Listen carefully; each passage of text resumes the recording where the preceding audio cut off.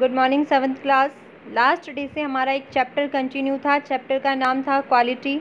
हमने इसमें पढ़ा था कि ये जो हमारा चैप्टर था वो एक शू मेकर की कहानी है। जो शू मेकर जिसका नाम मिस्टर गैज़लर है, जो कि जर्मन में रहते थे और लंदन में शिफ्ट थे।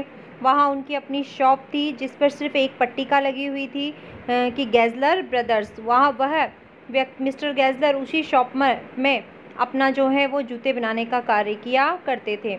उनके जूतों में कभी किसी प्रकार की शिकायत नहीं आती थी और वह उसका सबसे बड़ा कारण था कि वह जूतों की सिलाई बहुत मजबूत तरीके से करते थे। एक बार जब मैं यहाँ हमारे राइटर कहते हैं कि मैं जब अपना ऑर्डर देने के लिए उनके पास गया तो उन्होंने बड़े आराम से मेरा ऑर्डर लिया और लेकिन उन्होंने किसी भी प्रकार की इधर उधर की बातें मुझसे नहीं की। जैसे ही मेरा ऑर्डर पूरा हुआ वो वापस ऐसे अपने काम को करने के लिए उन सकड़ी सीढ़ियों से ऊपर की तरफ चले गए जैसे कि वो फिर से अपने जूतों की दुनिया में खो गए हों। यहाँ तक हमने पढ़ लिया था। इससे आगे वाला जो भाग है वो हम अब कंटिन्यू करेंगे।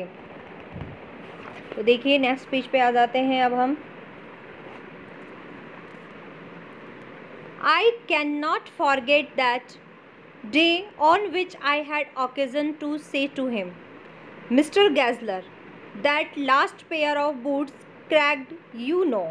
अब यहाँ देखिए, यहाँ पर जो हमारे राइटर हैं वो राइटर कह रहे हैं कि मेरे जीवन की एक घटना, जिन घटना के बारे में वो बता रहे हैं वो अभी नहीं हुई है। अभी तो वो अपने जूते का ऑर्डर देकर चले गए हैं, लेकिन वो अपने जीवन की एक बार की घटना बता रहे हैं जब वो मिस्टर गैज़लर से मिले थे और उन्होंने मिस्टर गैज़लर से जूतों के बारे में एक शिकायत की थी और कैसे मिस्टर गैज़लर जो है वो उस शिकायत को स्वीकार नहीं कर पाते। उन्हें विश्वास नहीं हो पाता है कि उनके काम में किस प्रकार की ऐसी कंप्लेन आ सकती है। और लास्ट में होता भी यही है, क्योंकि मिस्टर गैज़लर का अंदाज़ा गलत नहीं था, बल्कि हमारे राइटर जो थे वह किसी और दुकान से खरीदे हुए जूतों को मिस्टर गैज़लर के पास ले जाकर उसमें कमी दिखाते हैं। तो वो कैसे घटित होता है, क्या होता है, वो हम अब पढ़ेंगे। लेकिन यहाँ देखिए वो बता रहे हैं अपने जीवन के उस इंसिडेंट के बारे में।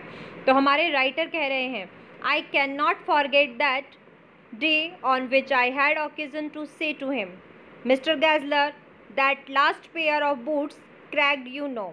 मैं अपने जीवन, हमारे राइटर कह रहे हैं कि मैं अपने जीवन में उस पल को कभी नहीं भूल सकता या उस अवसर को कभी नहीं भूल सकता जब मुझे मिस्टर गैज़लर से ये कहने का मौका मिला था, या मैंने जब मिस्टर गैज़लर से ये कहा था कि मिस्टर गैज़लर, पिछली बार जो मैंने आपसे जूते खरीदे थे वह क्रैक्ड हो गए हैं, अर्थात उनमें चरचर की आवाज़ आती है। पिछले बार के आपके जो जूते हैं उनमें क्रैक्ड की आवाज़ आती है, चरचर की आवाज़ आती है। ओकेजन यानी अवसर, फॉरगेट यानी भूलना, ठीक है, क्रैक्ड यानी चरचर की आवाज़, पेयर यानी जोड़ी। ही लुक्ड एट मी, जैसे ही गैज़लर ने मेरे मुंह से इस प्रकार की कंप्लेन वाली बात सुनी, वह मेरी तरफ देखते हैं। फॉर ए टाइम, एक पल के लिए, विथआउट रिप्लाइंग, एक बार तो वो मेरी बात का कोई जवाब नहीं देते हैं, कोई जवाब नहीं देते हैं। इफ़, एज इफ़, जैसे कि, एज इफ़ का मतलब होता है जैसे कि। एक्सपेक्टिंग मी, वो मुझसे उम्मीद कर रहे थे। टू विथड्रो, विड्रो यानी वापस लेना। और क्वालिफाई द स्टेटमेंट, क्वालिफाई का मतलब होता है किसी सामान्य कथन को वापस कर देना या किसी कथन को सीमित कर देना। तो देखिए, क्वालिफाई द स्टेटमेंट, जैसे कि वो मुझसे उम्मीद कर रहे थे कि मैं अपने कथन को वापस ले लूँगा या अपने कथन को वहीं तक सीमित रख लूँगा, लेकिन जब मैंने अपने कथन को वापस नहीं लिया, देन सेड, तब वो मुझसे कहते हैं, it should not have cracked. बेटा यहाँ वर्डिंग जो है आपकी वह जो है वो जर्मन भाषा के अकॉर्डिंग आपको थोड़ी सी इंग्लिश दी गई है। तो यहाँ पर इड को इड कहा गया है और क्रैक्ड जो आपने ऊपर वर्ड पढ़ा था इसे ग्रैक्ड कहा गया है। तो थोड़ा सा इसे देखना। और फिर वो मुझसे कहते हैं कि मेरे बनाए गए जूतों में चरचर की आवाज़ आनी तो नहीं चाहिए। जहाँ तक मुझे पता है, मेरे बनाए जूतों में ऐसी शिकायत तो कभी नहीं आई और नहीं आनी भी नहीं चाहिए। It did, I am afraid, it did, I am afraid. देखिए, लेकिन मैं डरा हुआ था, लेकिन फिर मैंने उनसे कहा, लेकिन मेरे जूतों में तो आती है, मेरे जूतों में तो आती ही है ऐसी आवाज़।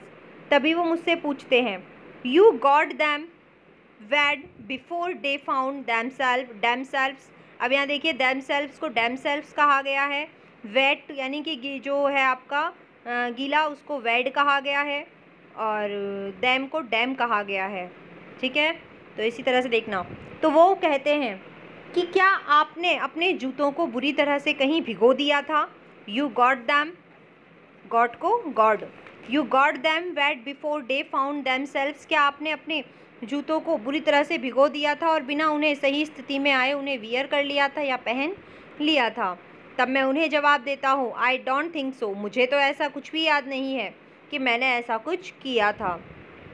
मिस्टर गेस्लर जो हैं वो चौंक जाते हैं और जब लेकिन उनके काम में वो कंप्लेन को सुनते हैं, इसीलिए at that he lowered his eyes, वो अपनी आँखों को झुका लेते हैं। लॉवर्ड करना यानी नीचे कर लेना, वो अपनी आँखों को झुकाते हैं। As if hunting for memory of those boots and I felt sorry I had mention this grab thing, कि देखिए वह अपनी निगाहों को नीचे कर कर खड़े हो जाते हैं, जैसे कि वह अपने दिमाग में याद करने की कोशिश कर रहे थे उन जूतों के बारे में जो जूते उन्होंने लास्ट टाइम मुझे दिए थे। उनकी आंखों में इस प्रकार की शर्मिंदगी को देखकर मुझे अपने आप पर शर्म सी महसूस हुई। मुझे बड़ा दुख हुआ कि मैंने इस गंभीर बात को उन्हें बता दिया। आई फेल्ट सॉरी, कि ऐसी गंभीर बात, ग्रैब थिंग यानी गंभीर चीज़, इस गंभीर बात को मैंने उन्हें बता दिया। वो मुझसे कहते हैं जेंड दैम बैक। अब बेटा सेंड को यहाँ जेंड बोला गया है, तो जेंड का मतलब है भेज देना, और डैम को डैम बोला गया है, तो जेंड दैम बैक यानी कि आप मुझे उन्हें वापस लौटा देना। He said I will look at them, मैं उनकी जांच करूँगा कि आखिरकार उन जूतों में क्या परेशानी है, वो चरचर की आवाज़ क्यों करते हैं। जम बूट्स, अब यहाँ देखिए सम को फिर से जम बोला गया है। यहाँ देखिए हमारे राइटर जब शिकायत करते हैं कि पिछली बार जो आपने मुझे जूते दिए थे उन जूतों में चरचर की आवाज़ आती है, तो मिस्टर गेस्लर को इस बात पर यकीन नहीं होता है। वो एक पल के लिए चुपचाप खड़े रहते हैं, जैसे कि मैं उनसे ये कह दूंगा कि मैं तो सिर्फ कोई मजाक कर रहा था, ये सत्य नहीं है। लेकिन जब मैं ऐसा नहीं कहता हूँ तो वह कहते हैं कि आवाज़ तो नहीं आनी चाहिए। फिर वो मुझसे पूछते हैं कि क्या मैंने अपने जूतों को बुरी तरह से कहीं भिगो दिया था और उनकी सही स्थिति में आने से पहले क्या उन्हें पहन लिया था। तो मैं उनसे कहता हूँ नहीं, ऐसा भी नहीं हुआ। तब वह अपनी निगाहों को नीचे कर कर खड़े हो जाते हैं और कुछ पल के लिए उन पुराने जूतों के बारे में सोचते हैं जो उन्होंने मुझे पिछली बार दिए थे, और वो इतने ज़्यादा गंभीर हो जाते हैं कि मुझे खुद को बहुत ज़्यादा दुख होता है कि मुझे ऐसी गंभीर बात के बारे में उन्हें बताना नहीं चाहिए, क्योंकि मिस्टर गेस्लर तो हमेशा अपने जूते बनाने के कार्य को एक कला कहते थे और हमेशा उसी के सपनों में डूबे रहते थे। लेकिन फिर वो कुछ ही पल के बाद कहते हैं कि यदि आपके जूतों में चरचर की आवाज़ आ रही है तो आप मुझे उन जूतों को वापस लौटा देना, मैं उनकी जाँच कर लूँगा। और आगे वो कह रहे हैं जम बूट्स, ही कंटिन्यूड स्लोली, कि कुछ जूते, जम यानी सम यानी कुछ, जम को मतलब सम वर्ड को जम बोला गया है यहाँ पर, तो सम बूट्स कुछ जूते। और वो धीरे से इस बात को कहते हुए कहते हैं are bad from birds, birds का मतलब होता है जन्म, यहाँ बर्थ को बर्ड्स बोला गया है। तो देखिए कुछ जूते तो जन्म से ही बुरे होते हैं। वो अपनी बात को जारी कहते हुए धीरे से कहते हैं कुछ जूते जन्म से ही बुरे होते हैं। If I can do nothing with them I take them off you bill. अब यहाँ देखिए नथिंग को नडिंग कहा गया है, विद को विड कहा गया है और दैम को डैम कहा गया है। तो देखिए आप मुझे वह जूते लाकर दे दीजिएगा, मैं उनकी जांच करूंगा। अगर मैं उन्हें ठीक कर पाया तो सही है, और अगर वो ठीक नहीं हो पाए तो आप चिंता मत कीजिए, उन जूतों की जितनी भी कीमत थी वो कीमत मैं आपको वापस लौटा दूंगा। अब ये देखिए ये बात जब वो बोलते हैं तभी जो हमारे राइटर हैं उन्हें वो बात याद आती है कि ये वही बार था, ये घटना तब की है, सिर्फ एक बार की ये ऐसी घटना, ये जिस समय की है वो घटना को अब वो बता रहे हैं। ये देखिए ये तो उन्होंने कह दिया, अब मैं अगली बार जब मैं उनके पास गया जूते लेकर, जब मैं चला गया उन्होंने मुझे ये कह दिया, लेकिन जब मैं उनकी दुकान पर चला गया तब देखिए once only I went absent mindedly into his shop in a pair of boots brought in an emergency at some large firm, कि मेरे जीवन में सिर्फ एक बार ऐसा हुआ, मैंने हमेशा से जितने भी जूते खरीदे या बनवाए वो मिस्टर गेस्लर से ही बनवाए थे, लेकिन मेरे जीवन में एक बार ऐसा हुआ था जब मुझे बहुत ज़्यादा जल्दी थी, एमरजेंसी थी, और मैं एक बड़ी सी दुकान पर गया था और वहाँ से मैंने अपने लिए एक जोड़ी जूते खरीदे थे। बाउट करना यानी खरीदना, और लार्ज फर्म जो है इसका मतलब है बड़ी सी दुकान, वंस एंड वंस ओनली यानी केवल एक बार, एमरजेंसी यानी जल्दबाजी में, इमरजेंसी यानी कि यहाँ पर है जल्दबाजी में। तो देखिए वो कहते हैं कि केवल मेरे जीवन में एक ही बार ऐसा हुआ था जब मुझे बहुत ज़्यादा जल्दबाजी थी, तो मैं जल्दबाजी में एक बड़ी सी दुकान पर गया और वहाँ से मैंने अपने लिए एक जोड़ी जूते खरीदे थे। He took my order without showing me any leather and I could feel his eyes penetrating the inferior covering of my foot. At last he said, "Those are not my boots." अब यहाँ देखिए, अब ये जूते तो उन्होंने बड़ी दुकान से खरीदे थे। अब ये वही जूते थे जिनकी शिकायत उन्होंने किससे कर दी थी? इन जूतों में, ये जूते जो उन्होंने कहाँ से खरीदे थे? एक बड़ी सी दुकान से खरीदे थे। इन्हीं जूतों में वो शिकायत आ रही थी चढ़ के आवाज़ की, जिसकी शिकायत उन्होंने मिस्टर गैज़लर से कर दी थी। तो उन्हीं जूतों को लेकर जब मैं मिस्टर गैज़लर के पास गया तो देखिए उन्होंने he took my order without showing me any leather and I could feel his eyes penetrating the inferior covering of my foot. At last he said, "Those are not my boots." अब यहाँ देखिए, अब ये वो बार था जब मैंने अपने नए जूतों का ऑर्डर दिया था और उन जूतों के बारे में, वो जूते मैंने उन्हें दिखाए थे। तो देखिए यहाँ पर आपके जो वर्ड हैं एब्सेंट माइंडली, उसका मतलब होता है बिना ध्यान दिए। एमरजेंसी आपको बता ही दिया था कि अति आवश्यक स्थिति जो होती है, लार्ज फर्म यानी बड़ी दुकान। अब एक वर्ड और है आपका कि पेनिट्रेटिंग है यानी कि चीरती हुई, भेदती हुई या पार करती हुई। और इनफेरियर का मतलब होता है बहुत लो क्वालिटी, निम्न स्तर की। तभी देखिए उन्होंने मेरा जो ऑर्डर था वो बिना किसी भी प्रकार के चमड़े के बारे में पूछे ही लिया। तभी मैंने महसूस किया कि उनकी निगाहें लगातार मेरे पैरों में जो मैंने जूते पहने हुए थे उन जूतों पर पड़ रही थी, क्योंकि वह जूते जो थे वो बहुत निम्न स्तर के थे। और आखिरकार उन्होंने मुझसे ये कह ही दिया कि आप इन्हीं जूतों के बारे में मुझसे कह रहे हैं, तो मैं आपको बता दूं, "Those are not my boots." ये मेरे जूते नहीं हैं, कि ऐसे जूते मैं नहीं बनाता, ये मेरे बूट नहीं हैं। आप मेरी दुकान से जूते खरीदते हैं, लेकिन जिन जूतों की आप बात कर रहे हैं, ये जो आपने पहने हैं, ये तो मेरे दुकान के जूते हैं ही नहीं। The tone was not one of anger, nor of sorrow, nor even the contempt, but there was in and something quite that froze the blood.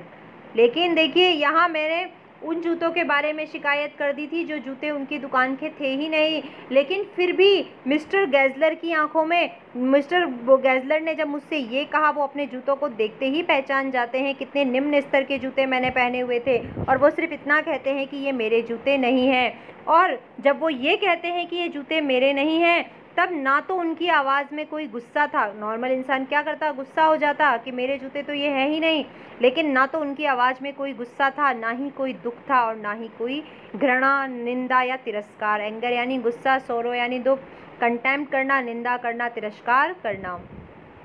तो उनके कहने के लहजे में, टोन यानी लहजा, उनके बात कहने का लहजा, मैंने महसूस किया कि उनके बात कहने के लहजे में ना तो कोई गुस्सा था, ना ही कोई दुख था, और ना ही किसी भी प्रकार की घृणा थी।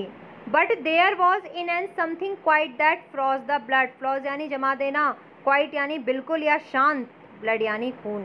लेकिन उनकी बात जो थी वह बात ऐसी थी जैसे कि उस बात को सुनते ही शरीर का खून जम गया हो।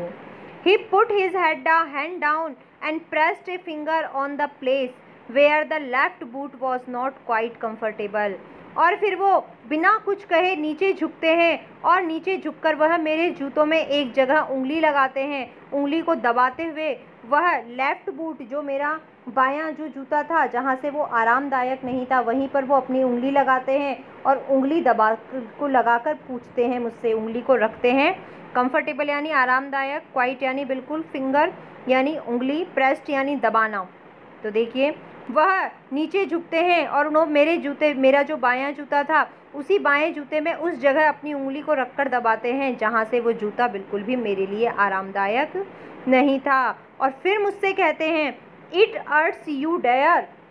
इट्स अर्ट्स यू डेयर का मतलब होता है बेटा ये वहाँ पर तुम्हें चुभता है, क्या ये यहाँ पर तुम्हें चुभता है? ये दूसरी लैंग्वेज है, इसीलिए यहाँ पर इसका अर्थ है इट हर्ट्स यू देयर, यानी कि क्या ये यहाँ पर तुम्हें चुभता है। वह मुझसे पूछते हैं कि क्या ये जूता तुम्हें यहाँ से चुभता है। Those big worms have no self respect. अब यहाँ देखिए डॉज को डॉज कहा गया है, बिग बड़ी, वर्म्स यानी फर्म्स कंपनियाँ या दुकानें। हमने एक वर्ड पढ़ा था ना, फर्म यानी बड़ी कम दुकान, तो यहाँ फर्म को वर्म बोला गया है। और एव का मतलब होता है रखना। तो देखिए, और फिर वो कहते हैं क्या ये जूता तुम्हें यहाँ पर चुभता है, और आगे कहते हैं इन बड़ी दुकानों का अपना कोई आत्मसम्मान नहीं है, बड़ी दुकानों का अपना कोई आत्मसम्मान नहीं है। And then as if something had given way with him, और जैसे कि इस बात ने उनको अपने ही अंदर का कोई रास्ता दिखा दिया था। He spoke long and bitterly, और वह बहुत ही क्रोध और निराशा से कहते हैं, ये बात जो है वो बहुत ही क्रोध और निराशा से कहते हैं, बिटरली यानी कड़वाहट से भरे हुए कहते हैं।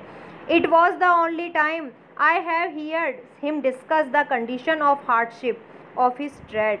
हार्डशिप यानी मुश्किलें, कंडीशन यानी स्थिति, हियर्ड यानी सुनना, ट्रेड यानी व्यापार, डिस्कस यानी चर्चा करना। कि देखिए ये मेरे जीवन का पहली दफ़ा था जब मिस्टर गेज़लर ने अपने जीवन की उस कठोरता, अपने व्यापार की उस निराशता और कठिनता के बारे में जो है मुझसे बात की थी, अपनी कठिनाइयों के और अपने हालातों के बारे में मुझसे चर्चा की थी। ये जीवन का पहली बार था।